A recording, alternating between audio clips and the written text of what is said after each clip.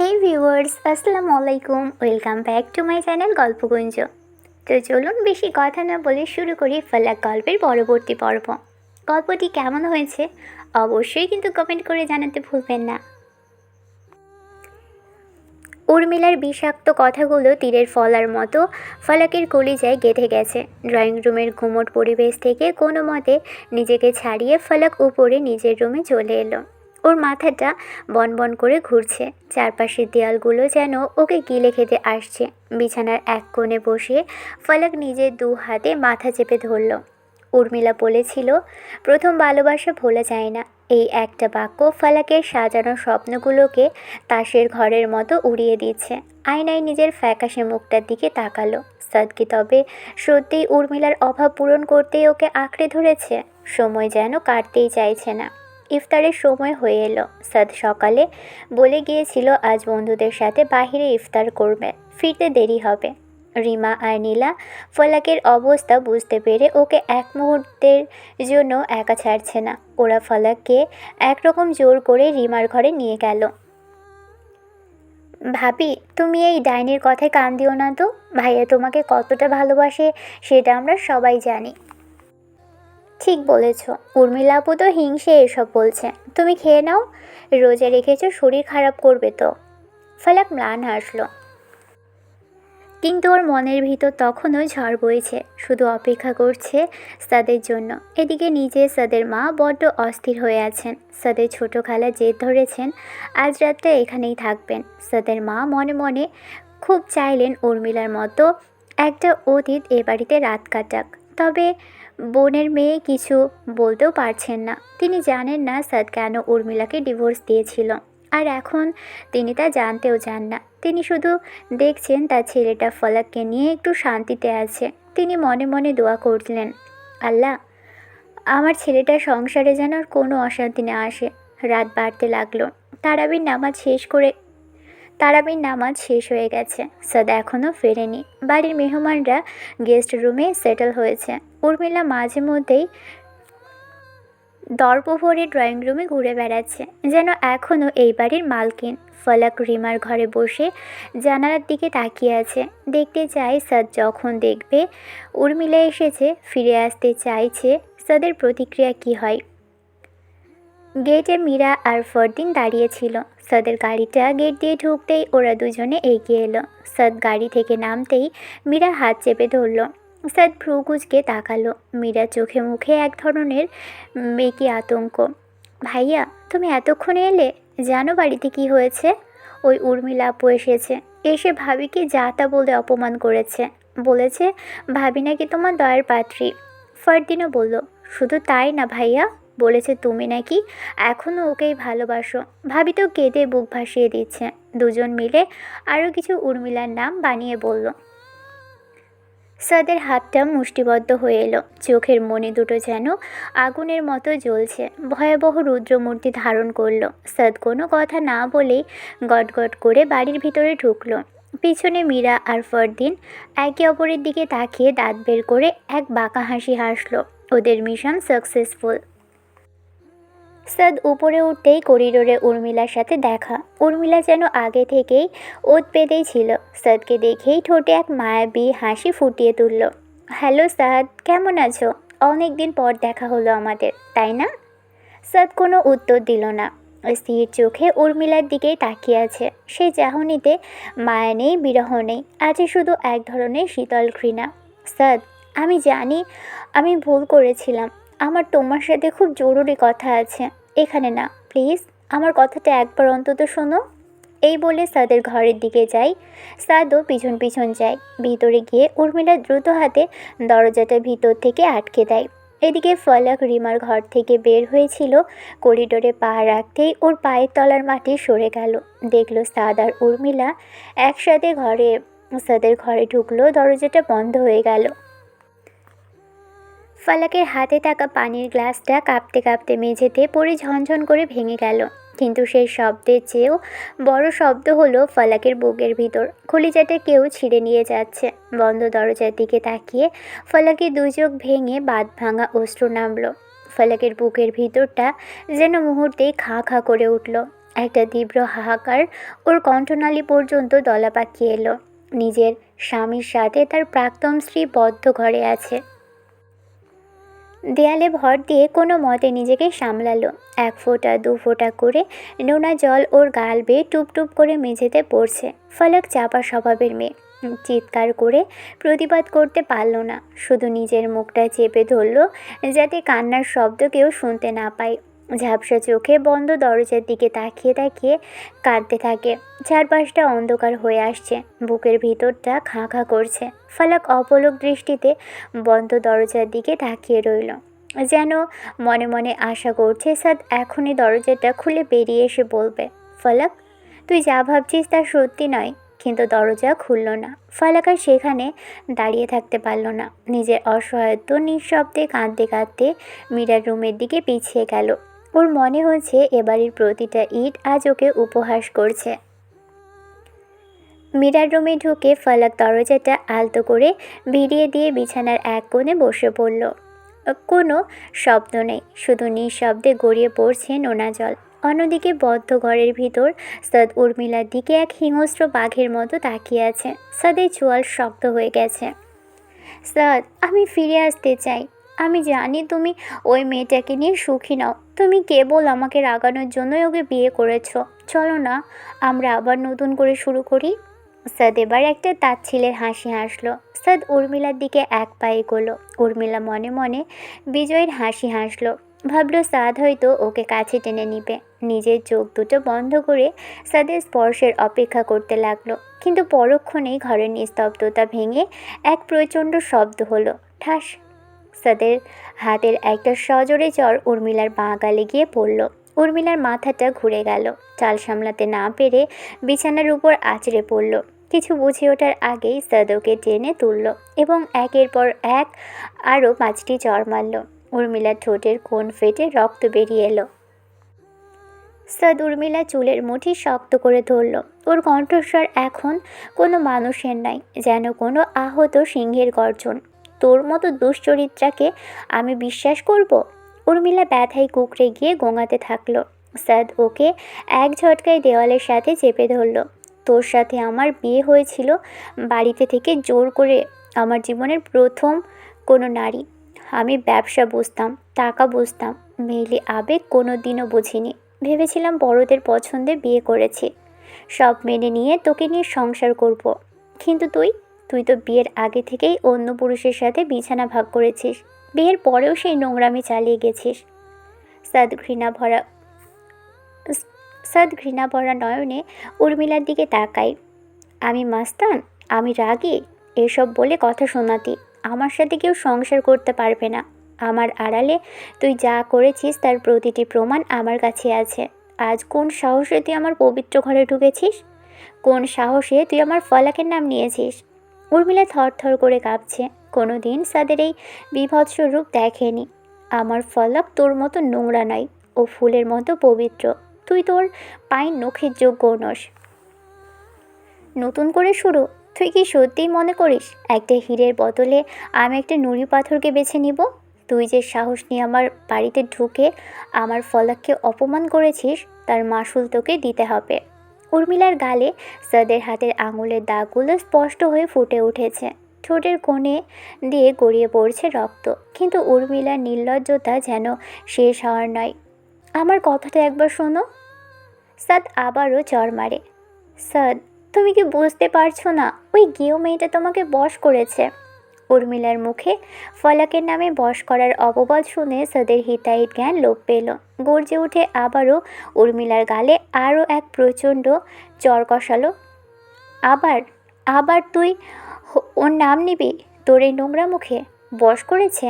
হ্যাঁ, ও আমাকে ওর পবিত্রতা দিয়ে বশ করেছে।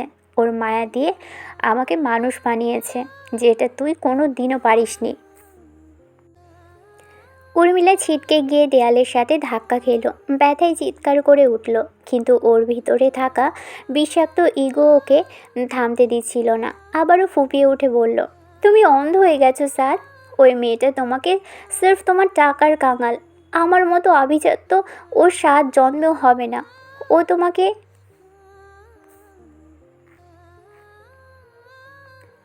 কথা শেষ করার আগেই সাদ উর্মিলার চুল টেনে মাথাটা ঝিমঝিম করে উঠল। এবার সাদের মেজাজ নিয়ন্ত্রণের বাহিরে।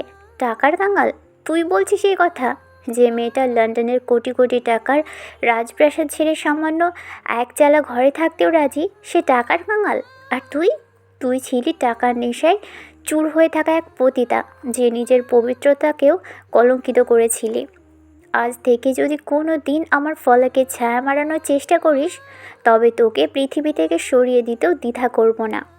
সাদ রুম থেকে বেরিয়ে উন্মত্তের মতো ফলাককে খুঁজতে লাগলো। ওর বুকটা ফেটে যাচ্ছে এক অজানা আতঙ্কই।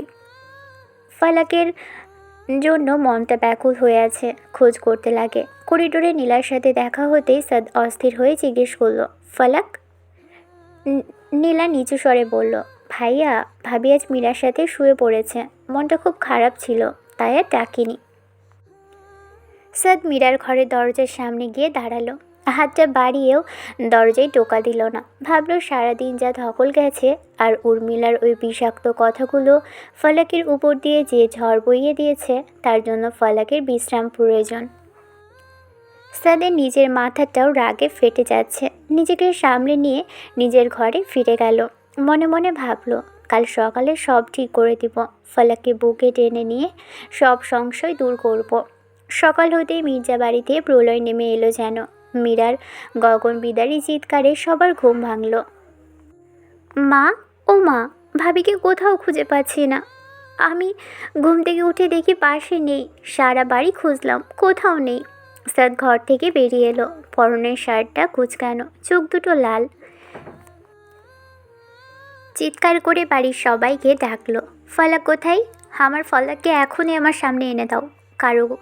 কারো কাছে কোনো উত্তর নেই। সাদের মাথায় তখন রক্তে ঝিলিক খেলছে। মনে হলো ফলাকের এই হঠাৎ হারিয়ে যাওয়ার পিছনে উর্মিলার কোনো হাত আছে। হৃদয়ের জ্ঞান হারিয়ে গেস্ট রুমে ঢুকে উর্মিলার গলা টিপে ধরল, বল, তুই কি করেছিস? তুই আমার ফলাককে কোথায় পাঠিয়েছিস? যদি ওর কিছু হয়, তবে তোকে আমি জ্যান্ত কবর দিব।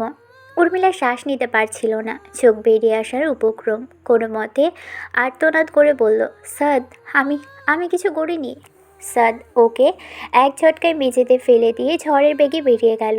প্রথমে গেল ফলাকের ভাইয়ের বাড়িতে। সেখানে গিয়ে দেখল সবাই নিশ্চিন্তে ঘুমোচ্ছে।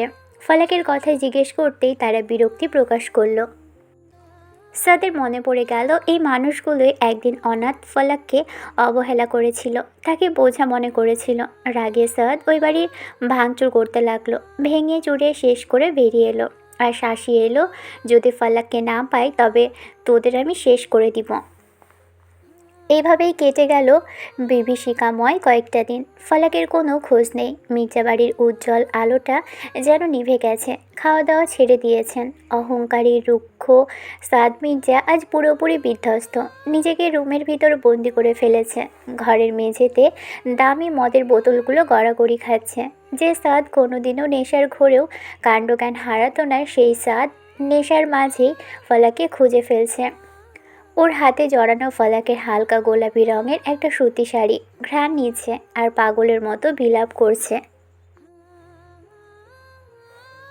সাদের এই করুণ অবস্থা দেখে বাড়ির কারোরই চোখের জল বাদ মানছে না। মির্জা বাড়ির বাতাসে এখন শুধু হাহাকার আর ফলাকের শূন্যতা। ফলাক কি সত্যিই তাদের জীবন থেকে হারিয়ে গেল? গত কয়েকদিন ধরেই ঘরে সূর্যের আলো ঢোকেনি। ঘরের বাতাস ভারী হয়ে আছে। দামি মদের কড়া গন্ধ আর সাদের যন্ত্রণাদায়ক নিঃশ্বাসের তপ্ত হাওয়ায়। সাদ মেঝের উপর অগোছালোভাবে পড়ে আছে। পরনের শার্টটা ছিঁড়ে গেছে, বোতামগুলো খোলা। দাড়ি গোপ বেড়ে মুখটা অচেনা লাগছে। এক হাতে আধ ভাঙা মদের বোতল, অন্য হাতে ফলাকের গোলাপি রঙের সুতি শাড়িটা নিজের মুখের উপর চেপে ধরে আছে, যেন এই কাপড়ের মাঝেই ফলাকের অস্তিত্ব লুকিয়ে আছে। কোথায় গেলি ফলাক? সাদ হঠাৎ হো করে হেসে উঠল। সেই হাসিতে কোনো আনন্দ নেই, আছে এক বুক জ্বালা। মদের বোতলটা দেওয়ালে সজোরে ছুঁড়ে মারল। ঝনঝন কাঁচের টুকরোগুলো চুরমার হয়ে মেঝেতে ছড়িয়ে পড়ল। আমি আরহাম সাদ মির্জা, আমি যা চাই তাই পাই। তবে কেন আমার ফলাককে পাচ্ছি না? কেন ওকে খুঁজে আনতে পারছি না? তোরা সবাই কি মরে গেছিস? ঘরের দরজাটা খুলে মীরা ট্রেতে করে খাবার নিয়ে ঢুকলো। সাদের এই রূপ দেখে বুকটা কেঁপে ওঠে মীরার। ভাইয়া, একটু খেয়ে নাও। সাদ খাবারের ট্রেটা হাতে নিয়ে ধাক্কা দিয়ে মেঝেতে ফেলে দিল। খাবার? আমি খাবার দিয়ে কি করব?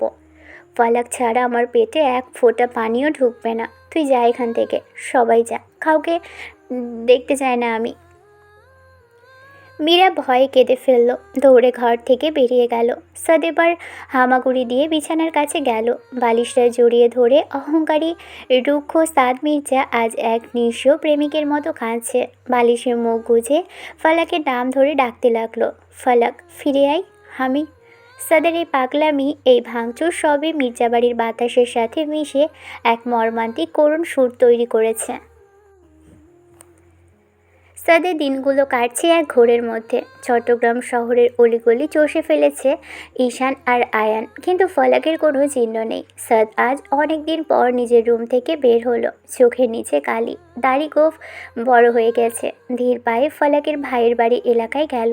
আজ গন্তব্য ফলাকের ভাইয়ের বাড়ি নয়, বরং ওর পাড়ার সাধারণ মানুষজন। সাদ পাড়ার প্রতিটি দোকানে, রাস্তার মোড়ে দাঁড়িয়ে থাকা লোকজনকে ফলাকের ছবি দেখাচ্ছে। দেখেছেন একে? গত কয়েকদিন আগে এই রাস্তা দিয়ে যেতে দেখেছেন?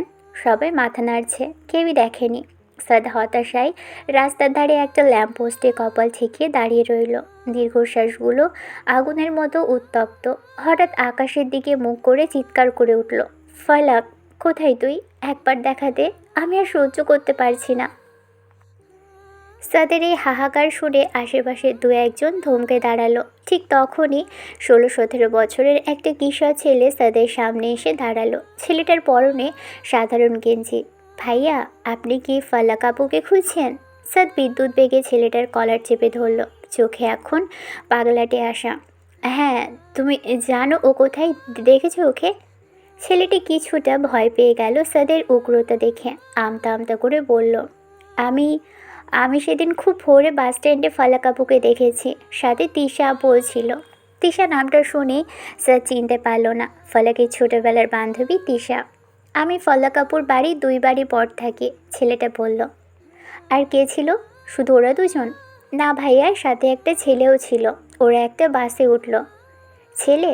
ফালাকের সাথে অন্য কোনো ছেলে? সাদের মনে এক মুহূর্তের জন্য ঈর্ষার আগুন জ্বলে উঠল, কিন্তু পরক্ষণে নিজেকে সামলালো। কোথায় সেই তিশা? ওর বাড়ি কোথায় বলো আমাকে।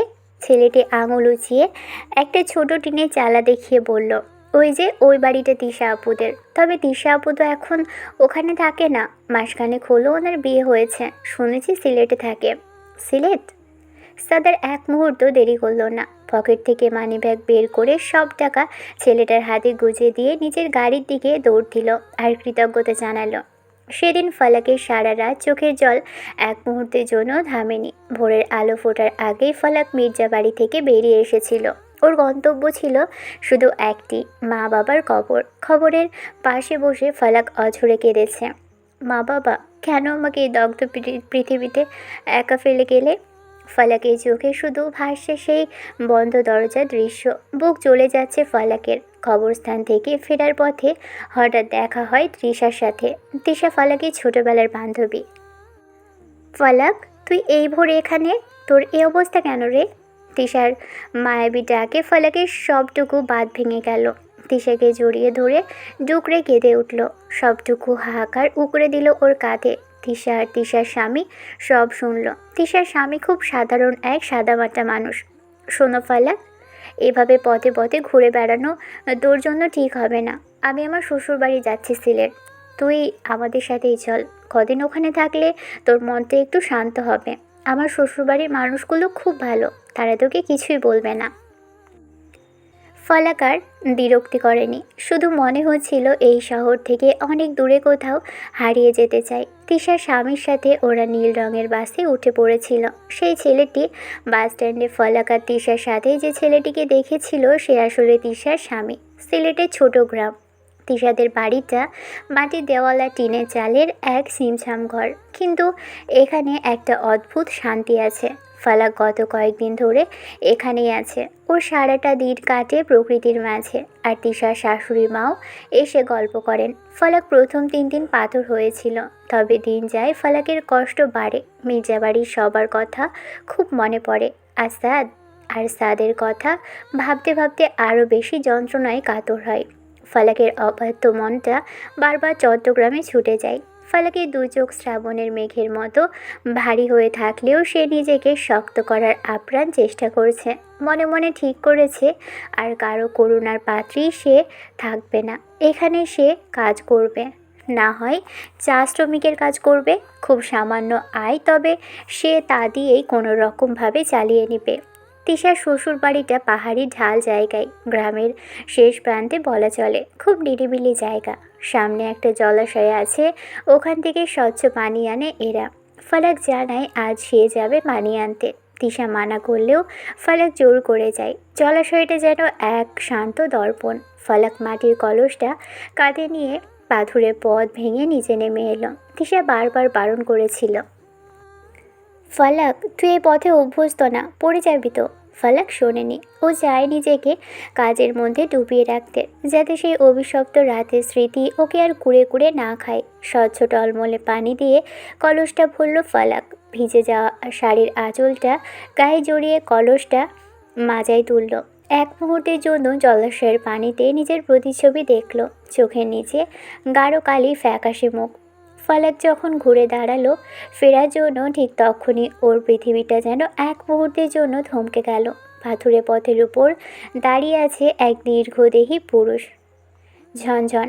ফালাকের হাত থেকে মাটির কলসটা ছিটকে পাথরের উপর পড়ে চুরমার হয়ে গেল। কলস ভরা স্বচ্ছ পানিটুকু কলকল শব্দে মাটির বুক চিরে জলাশয়ে ফিরে যেতে লাগলো। ফালাকের শরীরটা থরথর করে কাঁপছে। বিশ্বাস করতে পারছে না এই জনমানবহীন পাহাড়ি এলাকায় সাদ মির্জা কীভাবে পৌঁছে গেল। সাদের এই নির্জন পাহাড়ের ঢালে জলাশয়ের স্বচ্ছ পানির কলকল ধ্বনির মাঝে সময়টা যেন এক নিমেষেই ধমকে গেল। ফালাকের 2 চোখ অবিশ্বাসে স্থির হয়ে আছে সাদের উপর। সাদকে দেখে ফালাকের বুকের ভিতরটা দুমড়ে মুচড়ে যাচ্ছে। মানুষটার এই কি দশা!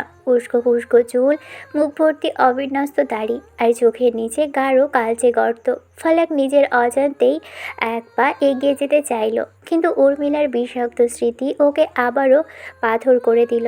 সাদ ফালাকের ঠিক 1 হাত দূরত্বে এসে থামল। ফালাকের চোখের দিকে তাকিয়ে খুব ধীরে ধীরে বলল, 6 দিন 22 ঘন্টা 46 মিনিট পর। ফালাক স্তম্ভিত হয়ে গেল। সাদ কি তবে প্রতিটা সময় গুনে রেখেছে? সাদ এক ঝটকায় ফালাককে নিজের বুকের মাঝে টেনে নিল। 2 হাত ফালাকের পিঠ আর মাথা চেপে ধরে যেন নিজে হারিয়ে যাওয়া প্রাণটা ফিরে পেল। সাদের নিঃশ্বাস ফালাকের ঘাড়ের কাছে এসে আছড়ে পড়ছে। কেন করলে এমন?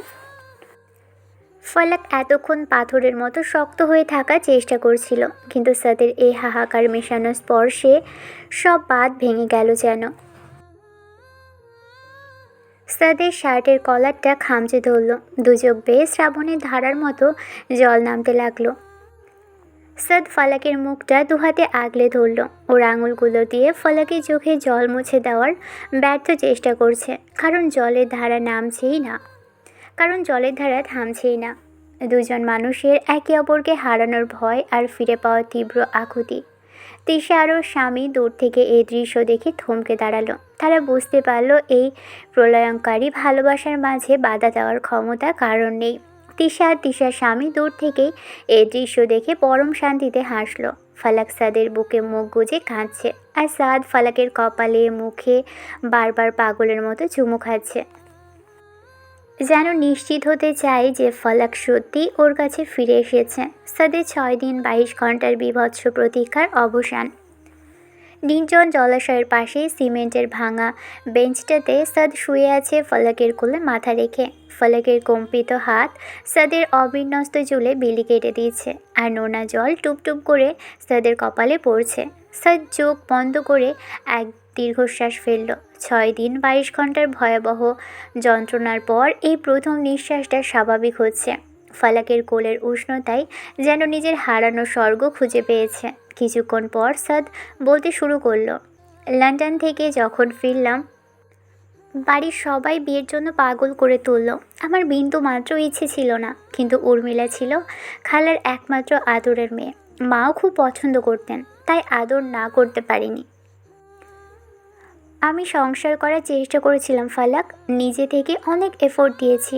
মেইলি আবেগ অনুভূতি নিয়ে আমার ধারণা কম ছিল, কিন্তু ও আমার বিবাহিত স্ত্রী ছিল বলে ওকে সম্মান করার ভালোবাসার চেষ্টা আমি করেছি। স্যার থামল। গলার স্বরে একরাশ তিক্ততা আর ঘৃণা ফুটে উঠল। ফালাক নিষ্পলক চোখে তাকিয়ে স্যারের কথাগুলো শুনছে, কিন্তু বিয়ের কিছুদিনের মধ্যেই বুঝতে পারলাম আমি ভুল মানুষের পিছনে সময় নষ্ট করেছি। ওর চরিত্র কতটা জঘন্য ছিল সেটা আমি আগে বুঝিনি। বিয়ের আগে থেকেই তার অন্য পুরুষের সাথে সম্পর্ক ছিল, আর বিয়ের পরেও সেটা চালিয়ে যাচ্ছিল। আমি খালামণির সম্মানের দিকে তাকিয়ে বাড়িতে কাউকে কিছু জানাইনি, শুধু নিঃশব্দে ওকে ডিভোর্স দিয়ে জীবন থেকে সরিয়ে দিয়েছি। তখন থেকেই আমার বিশ্বাস উঠে গিয়েছিল, মনে হতো সব মেয়েই বুঝি এমন, সুযোগ পেলেই আমাকে ছেড়ে অন্য কারো কাছে চলে যাবে। সৈয়দ ফালাকের হাতটা টেনে নিয়ে নিজের গালের উপর রাখলো। তারপর যখন তুমি এলে, আমি ভেবেছিলাম তুমি বুঝি তেমনই হবে, টাকার লোভে আমায় বিয়ে করেছো। কিন্তু আস্তে আস্তে আমি অবাক হতে থাকলাম। কেউ আমার জন্য অপেক্ষা করে, কেউ আমার ব্যথায় কাঁদে, কেউ নিজ হাতে আমায় খাইয়ে দেয়। এসব আমার কাছে একদম নতুন ছিল ফালাক। মা ছাড়া কেউ কোনো দিনও আমার এতটা যত্ন নেয়নি। আমার রাগ, জেদ আর পাগলামি তুমি যেভাবে সহ্য করেছো, তাতে আমি ঠিক করেছিলাম তোমাকে আর কোনো দিনও কষ্ট পেতে দিব না। তোমাকে নিয়ে দূরে কোথাও চলে যাব। সাদ হঠাৎ উঠে বসে, ফালাকের চোখের দিকে তাকিয়ে হাত দুটো শক্ত করে ধরল। সেদিন যখন ওই বাড়িতে এলো, আমার মেজাজ এমনিতেই সপ্তমে চড়েছিল, কিন্তু খালামণির মাস দুয়েক আগে একটা বড় অপারেশন হয়েছে বলে আমি রাগে কোনো অঘটন ঘটাতে চাইনি। উর্মিলা আমার ঘরে ঢুকে যখন দরজা বন্ধ করলো, আমি রাগে হিতাহিত জ্ঞান হারিয়ে ফেলেছিলাম। তখন তোমাকে নিয়ে আজে বাজে কথা বলছিল, আমি ওকে মারতে শুরু করি। ফালাক এতক্ষণ স্থির হয়ে সব শুনছিল। বুকের ভিতরের পাথরটা যেন মুহূর্তেই গলে জল হয়ে গেল। বুঝতে পারল সাদের সেই রুক্ষতার আড়ালে কতটা ক্ষত আর একাকিত্ব লুকিয়েছিল। ফালাক আর থাকতে পারল না। সাদের প্রশস্ত বুকে মাথা রেখে ডুকরে কেঁদে উঠল। আমি খুব ভয় পেয়েছিলাম। আমার মন আমার মনে হয়েছিল আমি আপনাকে, আমার জীবনে কোনো অংশই নয় আপনার জীবনের। ফালাক সাদ ফালাকে চিবুক ধরে মুখটা উঁচিয়ে ধরল। আর কোনো দিনও আমাকে ছেড়ে যাওয়ার কথা ভাববে না। যদি যাও, তবে আমি নিজেকে শেষ করে দিব, তোমাকেও শান্তিতে থাকতে দিব না। তুমি শুধুই আমার ফালাক। ফালাকের হৃৎপিণ্ড যেন কেঁপে ওঠে শুনে। ফালাকের কম্পিত হাত দুটো নিজের গালের উপর চেপে ধরল সাদ। ফালাকের চোখের দিকে স্থির দৃষ্টিতে তাকিয়ে আছে। চোখ দুটো আজ যেন স্বচ্ছ আয়না, যেখানে কোনো লুকোছাপা নেই। ফালাক, একটা সত্যি কথা আজ বলি। উর্মিলা আমার জীবনের প্রথম নারী ছিল ঠিকই, কিন্তু ও কোনো দিনও আমার মন বা শরীর কোনোটাকে স্পর্শ করতে পারেনি। ও নোংরামি জানার পর থেকে আমি ওকে ঘেন্না করতাম। সাদ একটু থামে, ফালাকের কপালে নিজের কপাল ঠেকিয়ে খুব সন্তর্পণে বলল, আমার জীবনে তুমি প্রথম নারী। আমার জীবনে তুমি প্রথম নারী না হলেও আমার জীবনের প্রথম স্পর্শকৃত নারী কিন্তু তুমি ফালাক। তোমার পবিত্র মায়া, তোমার সলজ্জ চাহনি, সব কিছু দিয়ে তুই আমাকে যেভাবে দখল করেছো, সেটা আমার জীবনে প্রথমবার। এর আগে আরহাম সাদ মির্জা কোনো নারীর কাছে এভাবে হার মানেনি। ফালাকের নিঃশ্বাস বন্ধ হয়ে আসার উপক্রম। সাদের এই স্বীকারোক্তি মনের সবটুকু অন্ধকার দূর করে দিয়ে এক বিশাল জ্যোৎস্না নামিয়ে আনলো। আপনি সত্যি বলছেন? সাদ ফালাকের চিবুকটা উঁচিয়ে ধরল। কি মনে হয় এই 6 দিন 22 ঘন্টা আমি মরে মরে বেঁচে আছি কোনো মিথ্যা বলার জন্য? সাদ ফালাকের মুখটা দুহাতে আলতো করে ধরল। ফালাকের চোখের পাতায় এখনও কান্নার নোনা জল লেগে আছে, কিন্তু সেই চোখে এখন আর কোনো সংশয় নেই। আজ শুধু এক সমুদ্র সমর্পণ। সাদের রক্তবর্ণ চোখ দুটো আজ তৃষ্ণার্ত। 6 দিন 22 ঘন্টা দীর্ঘ বিচ্ছেদ, হাহাকার আর না পাওয়ার যন্ত্রণা ওকে পাগল করে দিয়েছে। সাদ ফালাকের খুব কাছে মুখ নিয়ে এলো। নিঃশ্বাস ফালাকের ঠোঁটে এসে আছড়ে পড়ছে। ফালাক আবেশে চোখ দুটো বন্ধ করে ফেলল।